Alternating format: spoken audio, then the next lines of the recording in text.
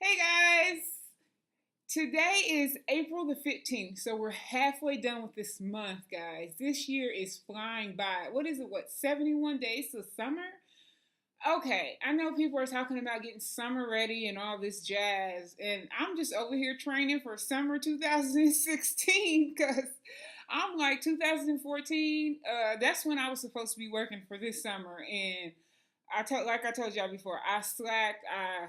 I didn't slack in some areas. I thrived in other areas, but as far as the fitness part and all that, I slacked big time, and so I don't feel like I'm summer.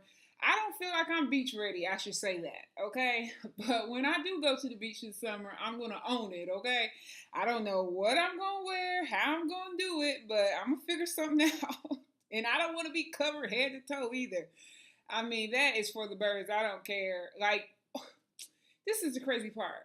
At 400 something pounds, I'll be on the beach chilling. I'll be like in my swimsuit, like, what's up? Now I'm like, well, what am I going to do about my legs? Am I going to cover my legs? It used to be my arms. I don't even care. I just let it flap. See, I got extra skin. I'm just like, whatever. What am I going to do? I'm not wearing sleeves. I'm not, as long as I don't keep flapping around. But when I stay like this, it's okay. But I just got over that a long time ago because I'm like, these are my arms, and I gotta love my arms because my arms get me to where I need to go. Um, right, whatever. So I need to be thankful for them, and I'm not going to be not wearing sleeveless shirts anymore because it's too freaking hot sometimes to be wearing all that. And it's hard because you wear those dresses and then it'd be sleeveless and then you have to get the cardigan over it to hide it's just I just got tired of that. Not because my arms just look drastically better, but because I just got tired of hiding. I'm working on one thing at a time. So the thighs, though, I don't know if I'm gonna have to expose them. I don't know if I'm ready for all that. But anyways, let's see. So for April, I was doing the challenge, Mega Woman Challenge, and those burpees. Oh my gosh, me and burpees. I'm gonna tell you, I probably only did like 5 regular burpees, and then the rest was modified. I modified the heck out of those burpees. I'm not even gonna lie. Ain't no shame in my game. And then the mile a day. I've been on that. Usually by the 15th of the month, I skip a day. But I know a lot of you guys are doing it, and I'm so proud of you guys. And I'm the one told you guys about it, so I have to do my mile too. So you guys hold me accountable, and I'm holding you accountable to your word. Um, let's see. Nothing else is really going on as far as food wise with me. I am on track, on track enough, I should say. I'm not eating bags of chips or anything like that, going to load up on the cookies. The other night I was at work and the guy, he was like, oh, I went to Whole Foods. I was like, okay. He's like, and guess what I brought you? I said, I hope nothing. I know it sounded mean, but I was dead serious. Please don't do that to me. But he was just joking, because many people know I don't eat meat anymore. So he had purchased a chicken salad. He was like, "I brought you this chicken salad," but he was just joking. But I thought he was gonna bring the cookies. I was gonna say, why? I gotta eat these cookies. I'm like the cookie monster, okay?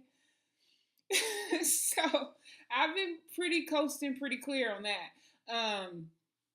Meditation, yoga, I really need to get back to it like structurally. I've been skipping around with the meditation and yoga, and I can really tell the difference in it. Water wise, great. Mentally, spiritually, I'm in a good place. A couple people try to push my buttons this month. Oh my gosh, guys!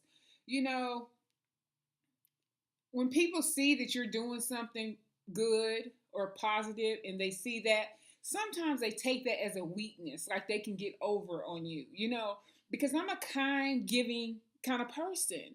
And I have to steady set boundaries within these relationships, from the phone calls to the text to the whatever, because we have to remember that we have to take care of ourselves. How can we take care of other people? If you have kids, how can you take care of your kids and your husband if you're not taking just a little time out for yourself? You know, we have to own it. We have to demand it. I don't care if it's 5 minutes. You got to lock yourself in the closet or the bathroom. I don't know. My sister locks herself in her bathroom from her kids, but they be at the door like, mama. But you got to do something, to clear your space. And I'm not talking about 5 minutes to yourself and you're on social media scrolling. No, I'm talking about 5 minutes, 10 minutes, anytime to yourself, just getting your mind clear, writing or whatever, go for a little walk, whatever you do. We have to take care of us before we try to go taking care of the world, because we will drain out so fast. And I'm learning to slowly set boundaries in all the friendships and relationships that I have. And it's okay. I know it's okay to say no. And you should only really say yes if you really want to. But anyways, I probably talked enough now. But yes, it's April the 15th.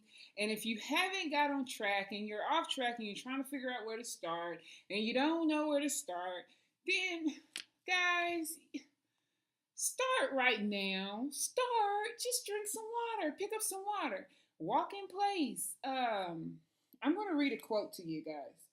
And I often forget about my YouTube. I'm sorry, because some of you guys don't have social media. You just have YouTube, and I'm so sorry. Please forgive me. I'm going to do better. But I post so much stuff on social media and different things like that. And sometimes I just forget, because you have to make a video, then I have to load it. And you guys already know I don't edit nothing because I just don't have time now. But here's a post. It says, start now. Start where you are. Start with fear. Start with pain. Start with doubt. Start with handshaking. Start with voice trembling, but start. Start and don't stop. Start where you are with what you have. Just start. And that is for anybody that is just trying to figure out where they're going to start. You start now. Oh, I don't have any money. Start now. If you don't have any money, that means you're starving and you're not eating nothing. Or you say, well, only thing I can do is afford from the dollar menu. Well, I think they have side salads on the dollar menu, honey. And they might have a sandwich, and you can take that meat off and put that on your salad. You see what I'm saying? We have to start somewhere. Water.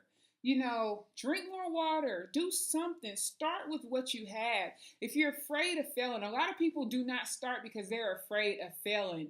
I know time after time in different areas, educational wise, whatever wise, even relationship wise, not giving love a second try because I was afraid that it was going to fail and afraid I was going to get hurt, or as far as education, afraid that I wasn't going to pass the test, afraid I couldn't get in school. Sometimes we live in fear. And when we remember, love is greater than fear, guys. And we have to love ourselves enough to step out with purpose, okay? If we fail, we fail.